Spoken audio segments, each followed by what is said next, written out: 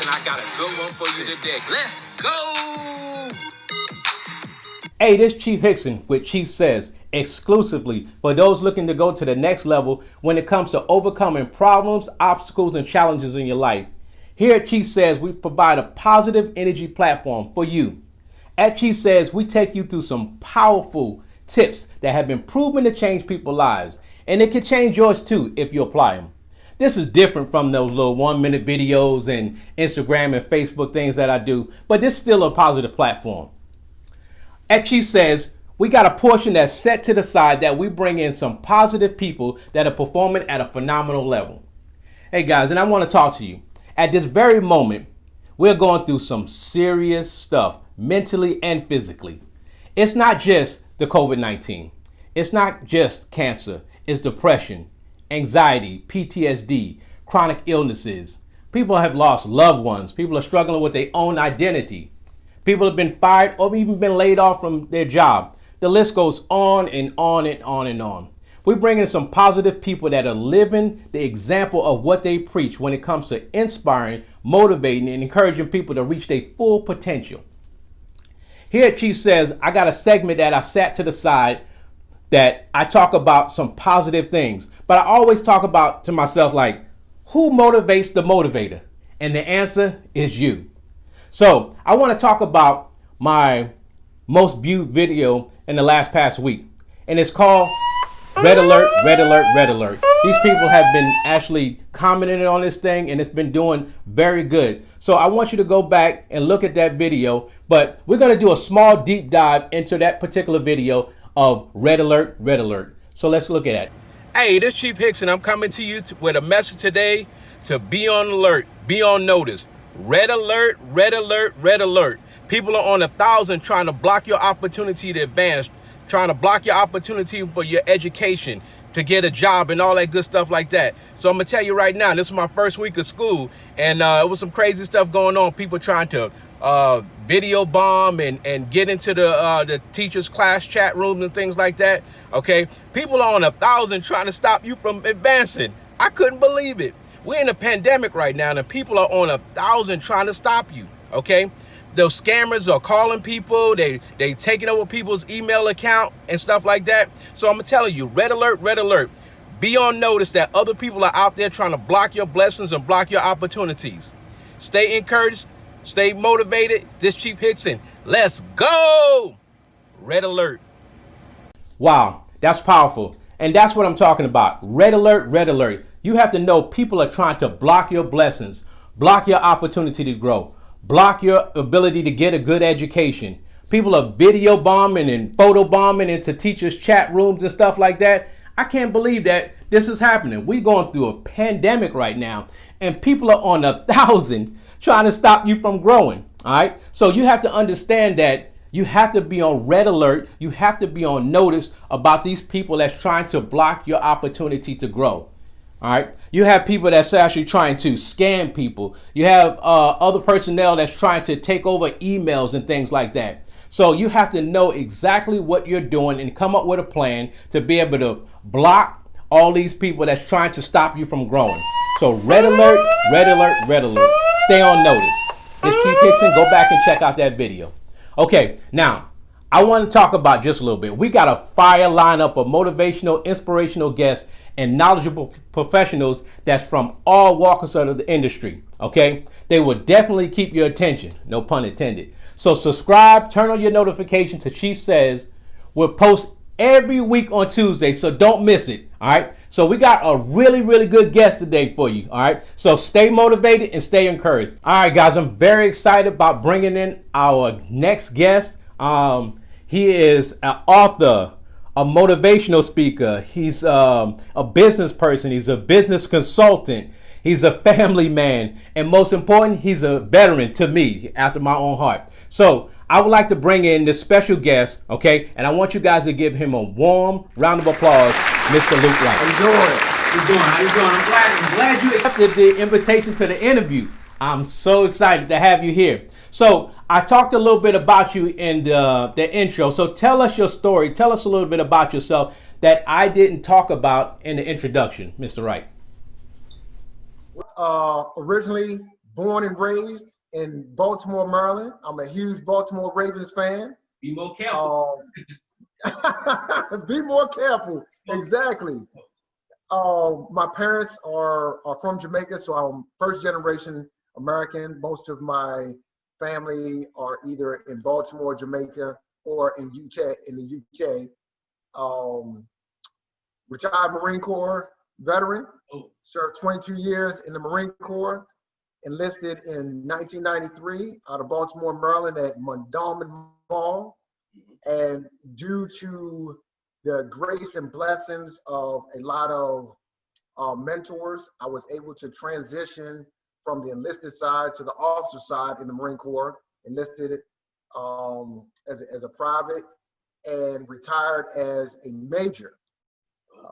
After retiring from the Marine Corps, I decided to pursue my passion in motivational speaking, and I'm currently doing leadership mentoring, motivational speaking, and I'm also teaching as a Navy JROTC instructor at the Columbia Heights Educational Campus in DC. Let's go, man. After my own heart, JROTC. Let's go. We changing the world. We changing the world, Mr. Wright. So, but thank you for that rundown of your life and your story and what happened. But what inspired you to motivate others? Like what was it in you to motivate others? Because what you do on the platform is phenomenal. Well, it's kind of like this. If you see a plant and that plant or that flower is dying, you automatically feel some sort of way about that plant, right? And if you see a plant or a flower that's blooming and blossoming, you feel a different sort of emotions toward that. So imagine how you feel when someone is not blooming to their potential and they're withering and their head is down, just like the pot of a plant points down towards the ground when it's not getting enough sun. And now look at a person who's being inspired, they're having value added to them, and their head is up high, they're smiling, and they're moving forward, and they're looking to be nurtured even more. So that's the type of feeling I get when I inspire and motivate others, and that's what inspires me to continue doing it. Full transformation. You love to see them go from one thing to the next thing, right? All right. Yes, indeed. Yeah, so for sure. I definitely agree with that too, especially being a motivational speaker myself. I noticed that you have a particular certification that you have. You're certified in a particular field. I think it's a leadership program, a world-renowned leadership program that you actually got certified through. Tell us a little bit about that. Right. So I'm a member of the John Maxwell team. John Maxwell is one of the world-renowned leadership speakers and coaches. You can read and dive into any one of John Maxwell's books and understand his philosophy about leadership. And one of his things about leadership is that leadership is influence, nothing more, nothing less. And it has very little to do with title and more to do with influence. And you and I both being veterans, we understand that rank is important. It's important. Yes, it is. However, it's more about the influence and the value that you're adding to people that truly makes a difference. That impact. Because people are more willing to go an extra mile for you as a senior enlisted, as an officer, if they know that you truly care about them as a person and not just as a number or someone in the formation. In the formation. Okay. All right. Well, thank you for that. That's definitely, I've seen something in your pretty much your resume, your walk of life. So give us a specific time where you noticed that motivating others was something that you was gifted to do, like that aha moment, like you was like, I'm fire at this. I want to do this. Give us a specific time where you found out that you was really gifted at this.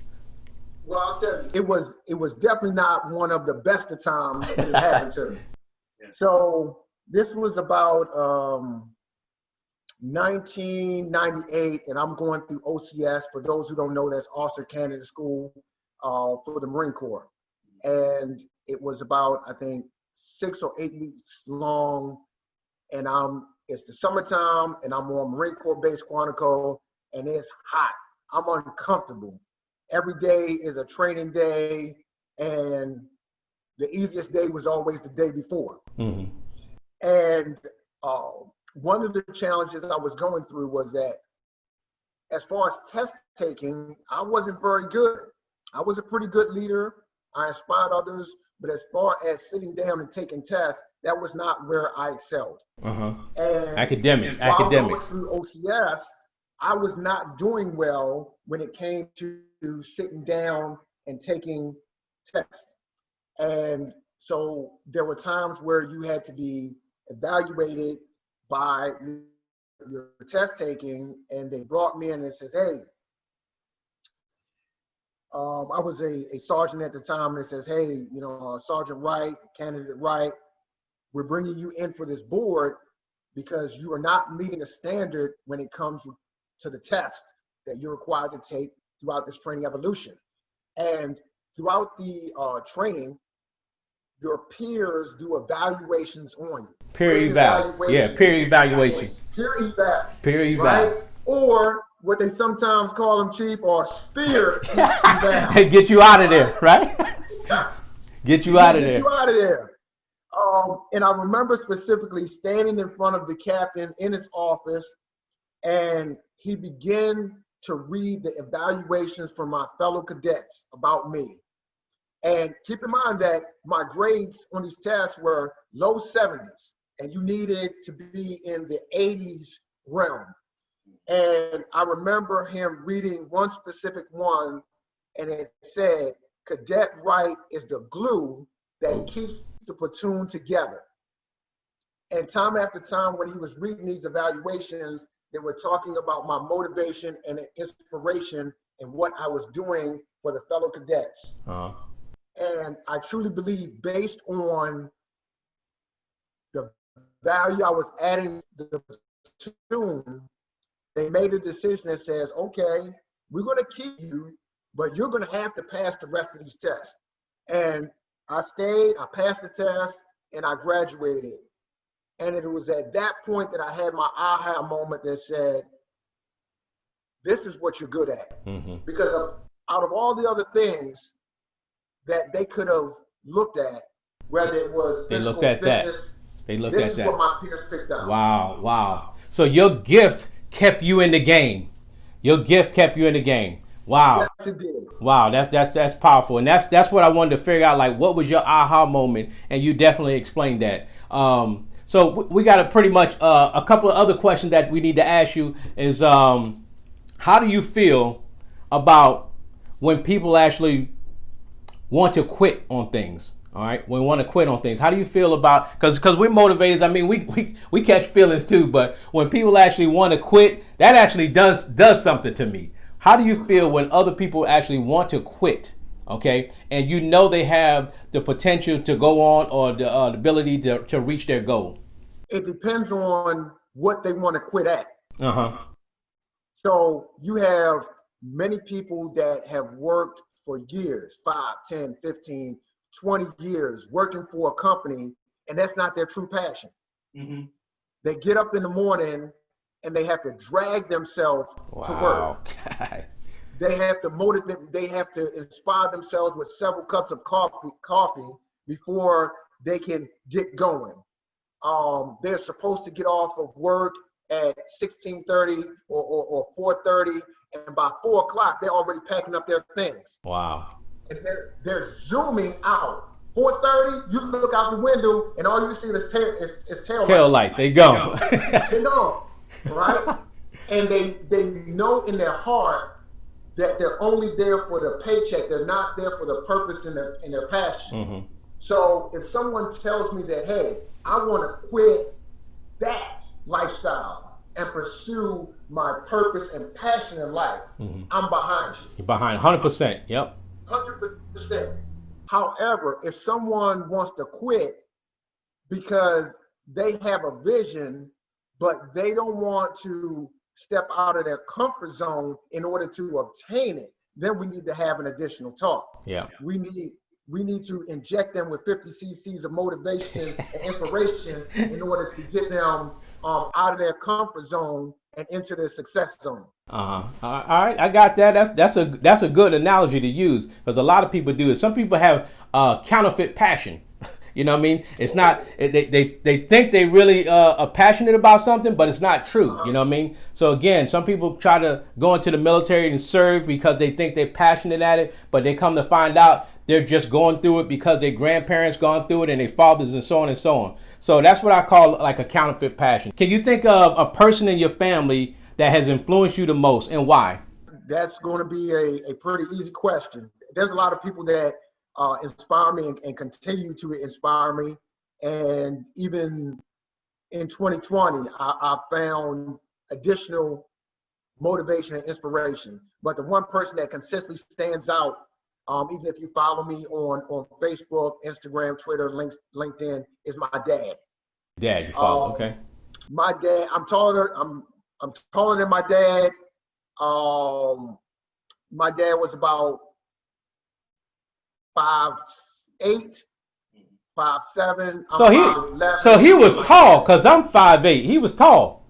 He was different kind of tall. Go ahead. Hey, my dad wore a size 9. I wear a size 12, but I will never fill his shoes. Wow. One of the reasons why, some of the reasons why my dad really inspires me. My dad came to the United States in 1971. I was born in 73. By the time I was in kindergarten and would get off the bus and then walk to where he worked, he had his own business. So there was never a time where I saw my dad working for another man. One. Wow. So that showed me that flesh of my flesh, blood of my blood, I didn't need someone else to be my boss. Two,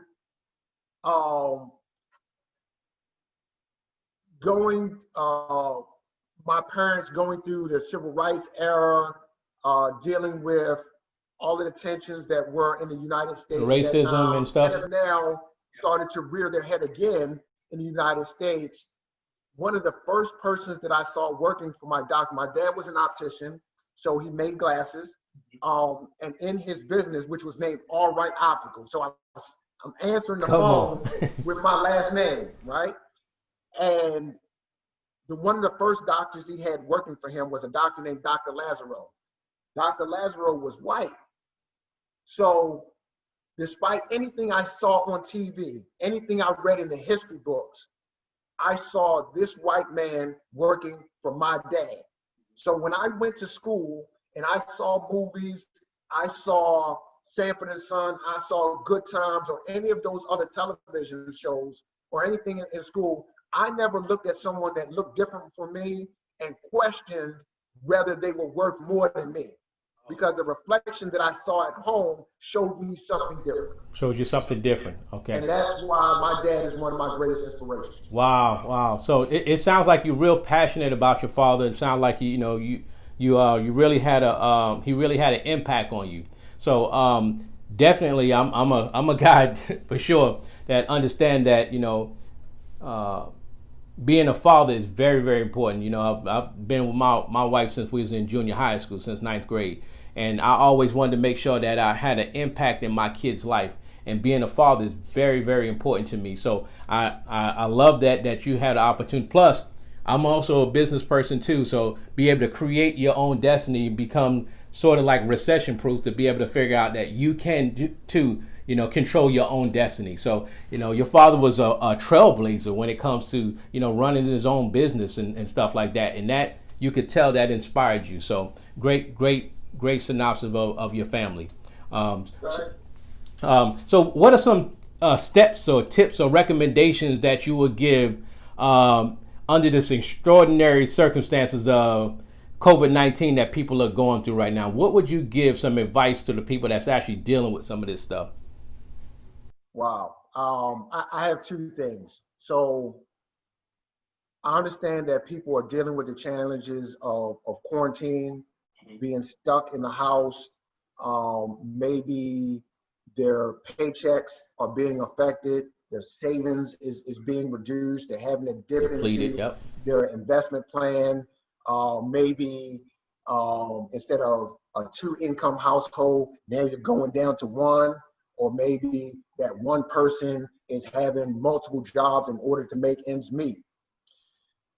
Or maybe you have senior citizens or young people like our JRTC cadets. Correct. Who now, instead of going out doing color guards and drill competitions, you're stuck at home doing virtual learning, and you don't have that engagement and touch, Right, and tight relationships with your fellow classmates. So, Chief, I think there are two hungers, right? We got this hunger right here in our belly, right? When we get hungry, like, hey, I need to go in that kitchen and see what's cooking, right? desperate. For the new generation, hey, I'm going to call up, get on my phone and call use one of these apps to have somebody deliver food straight to me. But not only is there a hunger here that needs to be fed, there's a hunger here that needs to be fed. Mind. And for me, books are one of the greatest ways to feed the mind. You are able to use someone else's knowledge and wisdom and feed yourself without actually stepping in their footsteps. So taking this time to go on Amazon and order books that you can get on your Kindle or delivered right to your door, and reading them like a mind meal, right? So just like you got a meal for your stomach, get yourself a mind meal and feed your mind. So the second thing is, a lot of people will say, well, I can't go outside, I can't get to the gym, I can't work out. Man, find a quiet place in your room, that space between your bed and your dresser, and start working out. Get it. Get some push-ups in, get some crunches in, get some jumping jacks, run in place, do what you got to do, and use that resistance against between you and gravity in the floor, and work out. Yeah. So those are the two things I got. Work that body, work that mind. Work the body and the mind. So in your opinion, what is the number one challenge normally facing people, normally facing us when we're trying to motivate others? What is the number one challenge that we as motivators normally face while trying to motivate others, in your opinion? The number one challenge, I think, is that often as motivators, we want to give something to that recipient before we find out where that recipient actually is. So if someone wants to go somewhere, right? If you have your phone, your smartphone, your GPS, you're in your car, and you want to go to the mall, in order to get to the mall, your car or your smartphone has to know where you are right now. Yep. So when we want to help people, we can't just jump in and all of a sudden say, well, here's what I'm going to give you. Here, read this book, do this, do that. We have to be willing to listen to them first and find out where they currently are in order to find out if we can even take them to where they want to go. If they truly want to be motivated, because sometimes destination, people, Chief, they just want to be listened to. Come on now. Hold on now. Come on now. Now you getting deep on us. They just want to be heard. They don't want to execute. They just want to be heard. Now, I definitely agree with that. That is the number one thing that most motivators or inspirational people actually deal with. And I hope our audience is listening about the people want to be heard and they don't want to execute. They don't want to really take the steps in the process, use the process to get to that next level or that destination that you assessed at the time. So what does success look like to you? I mean, what does it look like to you, success? Wow. So a lot of people will look and say, hey, success looks like my bank account, right? Money. Some people will say success, if you look at my driveway, that's what success looks. You see them cars out there, that's success. Some people will say, well, look at my stats. right? Look how many yards I got last year. Look how many receptions, how many points I scored. That's success. And then they will look at someone else, and because they can't put their hands on it, because they can't look it up, they says, well, you must not be successful. So you can look in someone's garden and you will see, it's like, well, man, I don't see nothing here. All I see is topsoil, right? But if you were to dig it up, so work and is look underneath, work is underneath. now you see the roots, That's, right? there you You go. may see the carrot underneath there, or the things growing underneath the ground.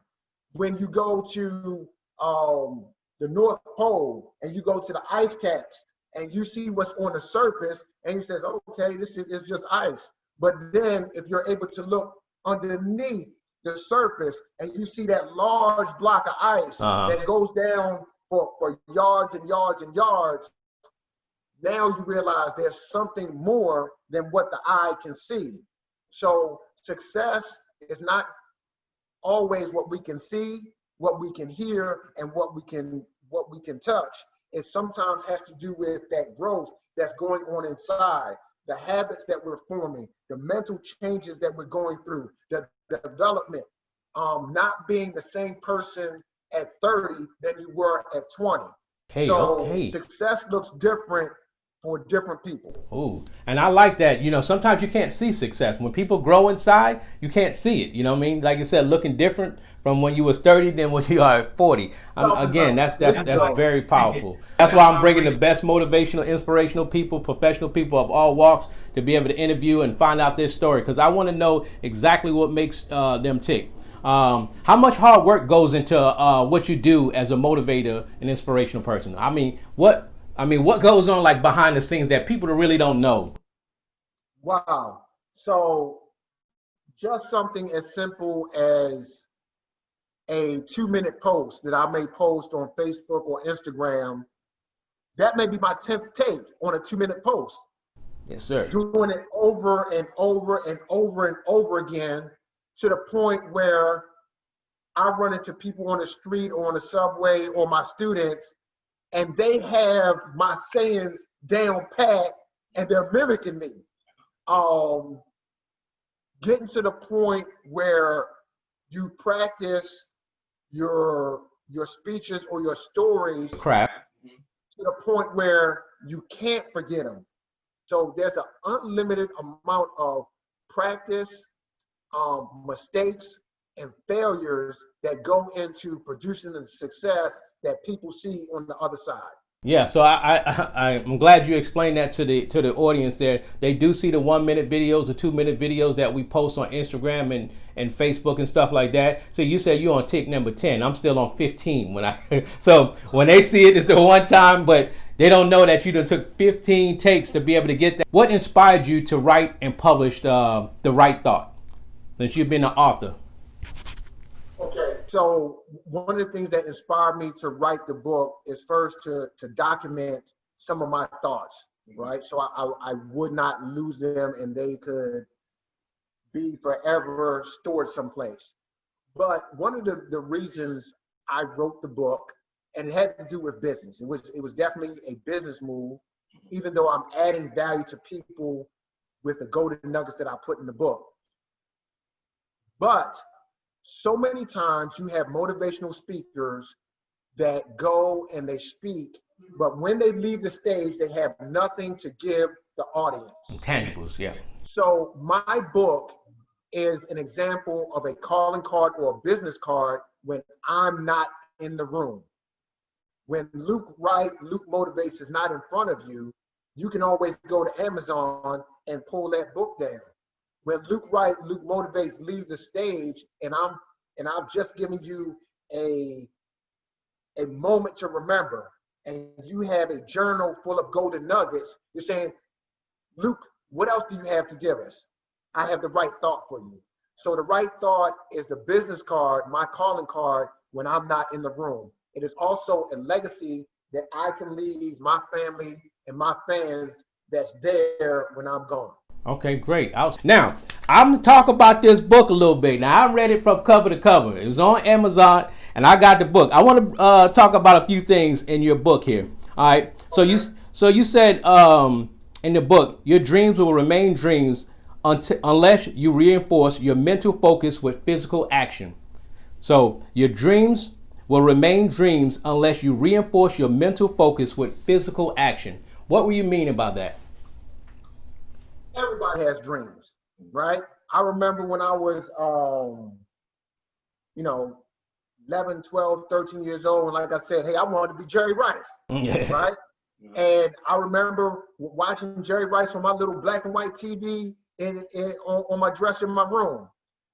But those dreams remain dreams unless when you wake up, you take some sort of action to make that dream a reality. It requires action. And sometimes you're not going to see the results right away.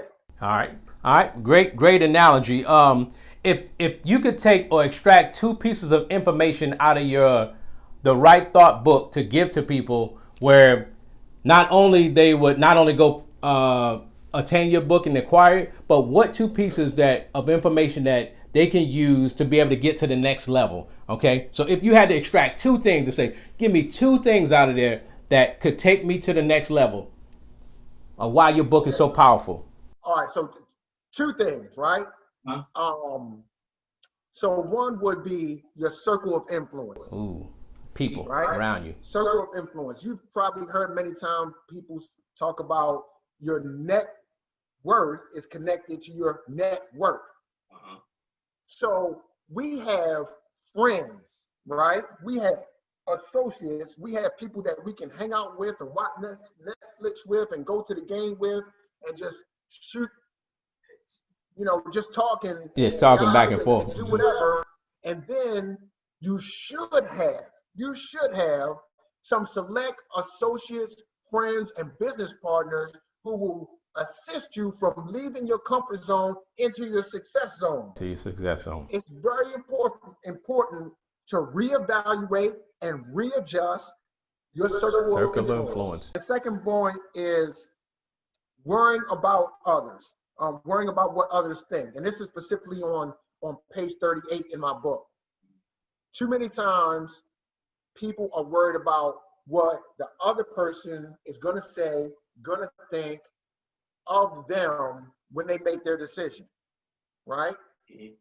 When someone else eats, it doesn't make me go to the bathroom. Wow. Right? When someone else works, it doesn't put a check in my bank account. But what they say doesn't truly affect my life.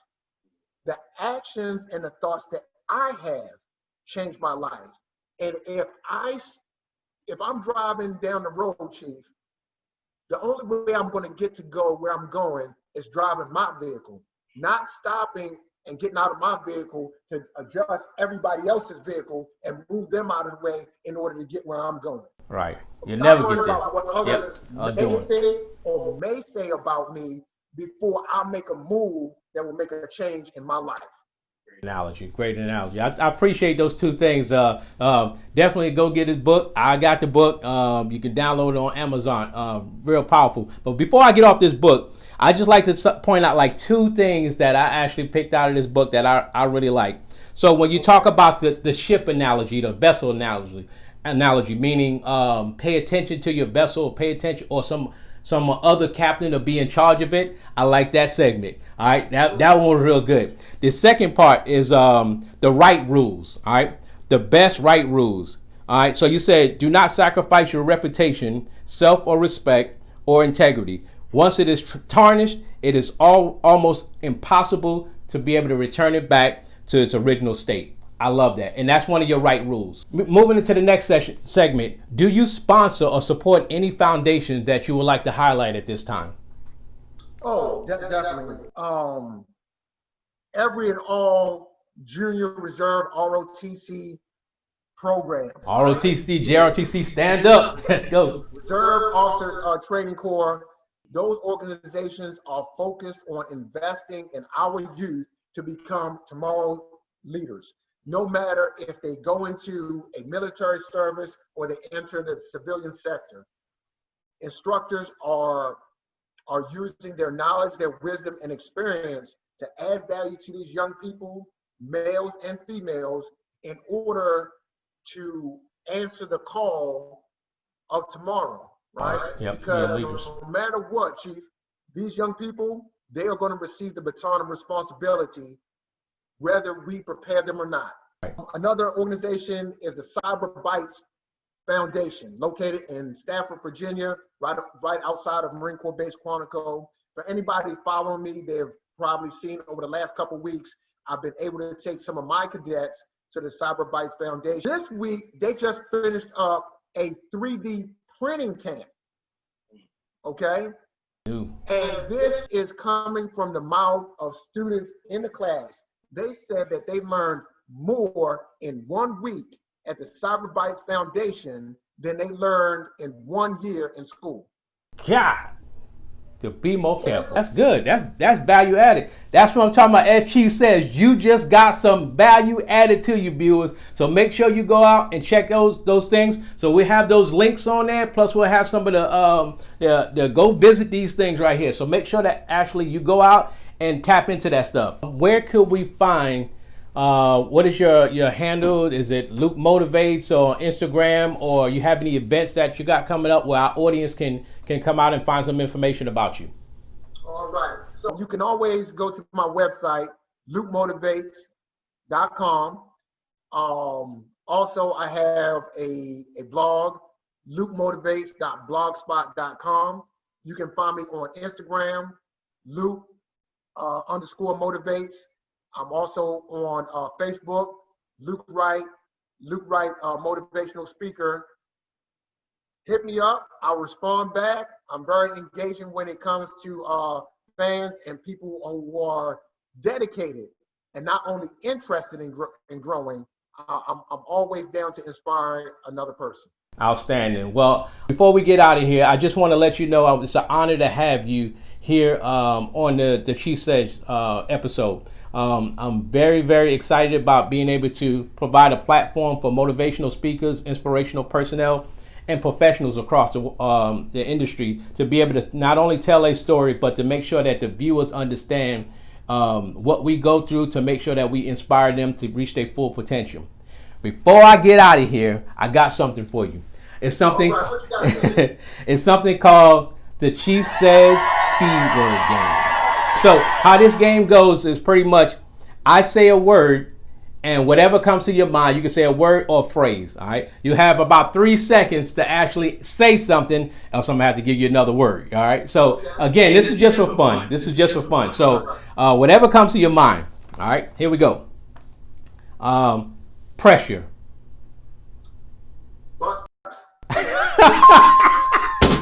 Pressure bust fights. Okay.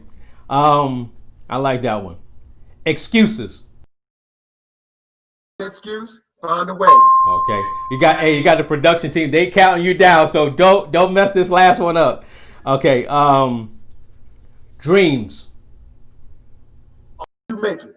Oh, good job. All right, good job. Give him a hand. All right, good job. All right, so again, I appreciate you coming through and accepting the invitation. One of the things that we actually provide for you, Mr. Luke, all right, Mr. Wright, is we actually have a Chief Says t-shirt for you. All right. So what you're going to do is you're going to get, this is exclusive. You can't buy these. We don't sell them or anything like that. This is only for our guests. All right. This is only for our guests. You have any last departing words, sir? Last departing words. I want to send a shout out to everybody that supports me. I'm actually here with one of my business partners, Patrick Foreman, award-winning gospel singer. And we're actually here working on a book, the Black Cotton Mindset. So watch out for that book coming out. And I would like to leave this message to everyone out there. But before I do, I want to thank you, Chief, and all the veterans that dig into their hearts every day to give to the youth and inspire our junior ROTC cadets. But the message I want to leave with everybody, whenever you're in a position where you are against the wall, you're dealing with your fears, you're dealing with criticism, you are dealing with pressure from family, employees, the past, COVID, I want you to think about this. Don't find an excuse. Find a way. It's easy. to find an excuse that's going to keep you in your comfort zone. But there are myriad amount of resources that will get you into your success zone. Don't find an excuse, find a way. Chief, thanks a lot for having me on the show. I am honored and I greatly appreciate it. Appreciate it, sir. Okay, so we also, at the end of the segment, we actually picked one of our viewers on Instagram that submitted a question, and we provide, so we want our viewers to like, subscribe, turn on your notification to Chief Says, so that you can actually, submit your question. And if we select your question to answer here on Chief Says, we'll actually provide you with a shirt. All right, so we're gonna provide one of our viewers with the shirt. The viewer this week is Sierra Manzi of North Carolina. She submitted a question, and we're going to answer it. Her question was, how do you overcome challenges and adversity when they constantly come? And one of the things, Sierra Manzi, what you want to do is you want to be able to understand what you're dealing with, just like what Mr. Wright was telling you. Understand what you're dealing with first and figure out different avenues to be able to overcome those challenges. With the will, there's always a way. So keep pushing through, keep striving, never give up. So this shirt will be going out to Sierra Manzi, that's the North Carolina. She will receive the shirt.